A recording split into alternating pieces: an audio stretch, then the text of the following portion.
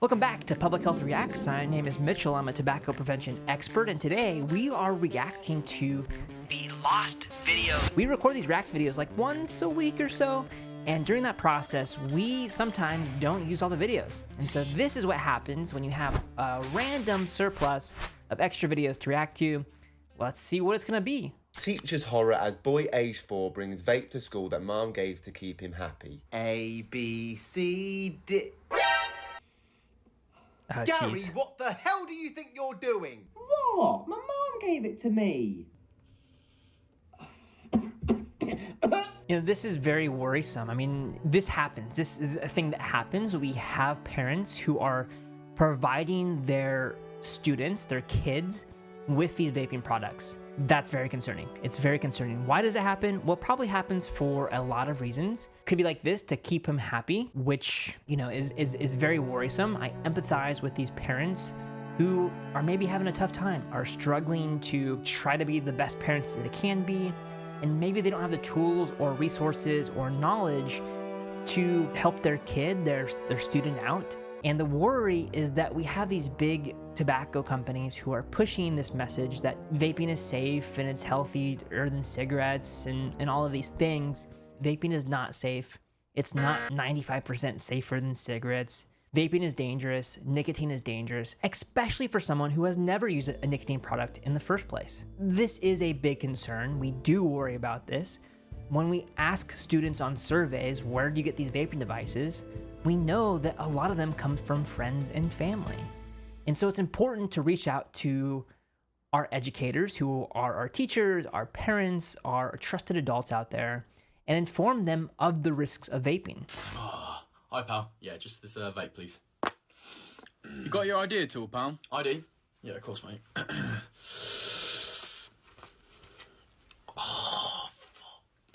I've left it at home, mate. You know me anyway, I've been coming here for 4 years.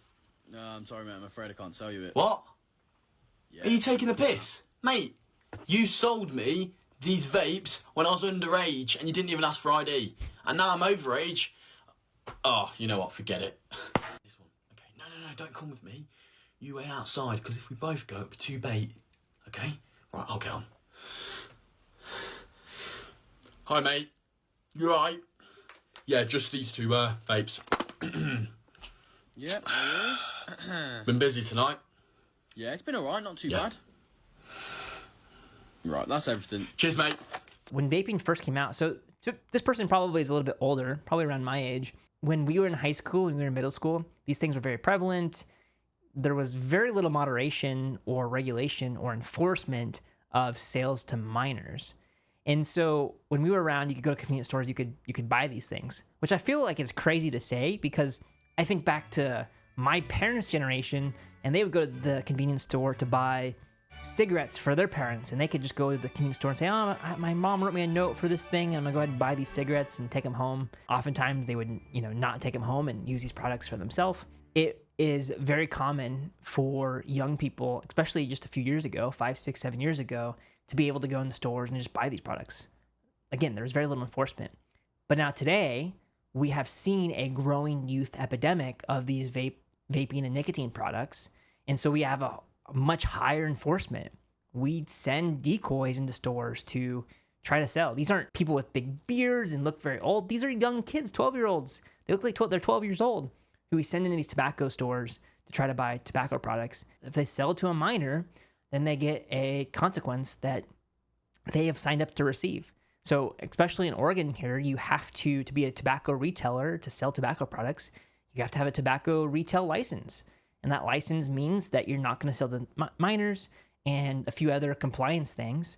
Another department will check these stores periodically and look for these inspections. Now, most stores do very well. Most stores don't sell to minors, but there are still quite a few, again, not the majority, but who are in the minority, who do sell to very young kids. What's up, bro? Yo, what's up, bro? You ready to go? Bro, I'm starving. Yeah, I'm hungry too, bro. I'm hungry too. Nah, for sure. But like, what do you want to get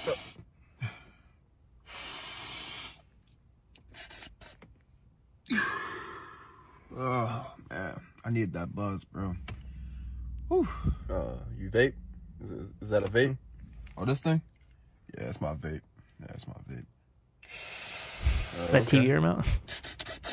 You take that everywhere you go? Huh? Yeah, I take it everywhere I go, bro. But I promise you, vaping is not that bad. Because... Yikes. oh. Catch my hand, cough and blood. What flavor is that?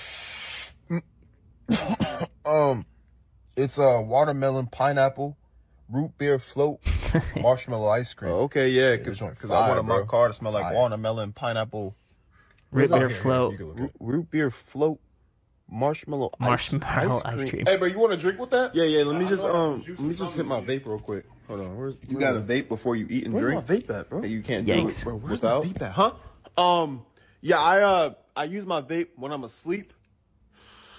Actually, that's true. Bathroom. Yeah, it's actually true. So I've talked with physicians who work with kids who vape, and oftentimes they will see these students who vape so often that they can't go through the full night without waking up in the middle of the night to hit their vape. That's how nicotine dependent these kids are, and especially with these Juul pods, which have such a high amount of nicotine, and nicotine withdrawal happens quite quickly.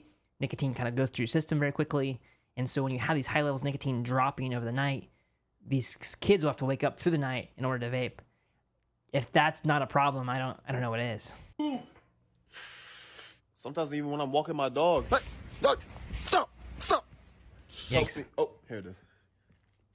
Yep. So has to vape in a myriad of situations. Me, get through the day. But I could really drop this like any day. You know what I'm saying? I could drop this Okay, right now yeah. if I Then wanted to. stop today. Yeah, why don't you stop today? Addiction. Maybe not today, but like. Okay, so how about you do it in a week?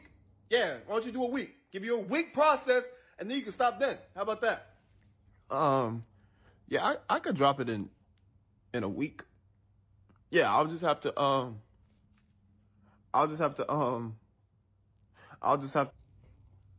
Yo, Jashad, what's up, bro? Yo, what's How up, you bro? been? How you doing? Nah, I'm good, bro. How you doing? Hey, bro, I changed my life, bro.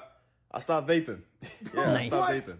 Oh my God, that's so amazing. That's because I started doing crack. Yikes. Started doing crack. Like you said, man, I gotta do better for myself. This is way better. I didn't say that. I didn't. No, you did say get better. That's what I started to do. I took your advice and I decided to elevate. Started to go higher, reach for stars, and I feel it. Did not see that plot twist. Yeah, let's maybe not elevate our drug addictions. Well, that's it for this video. If you enjoyed it, please leave a like. And if you want to watch more, click right here to watch another episode. We will see you next time. Bye for now.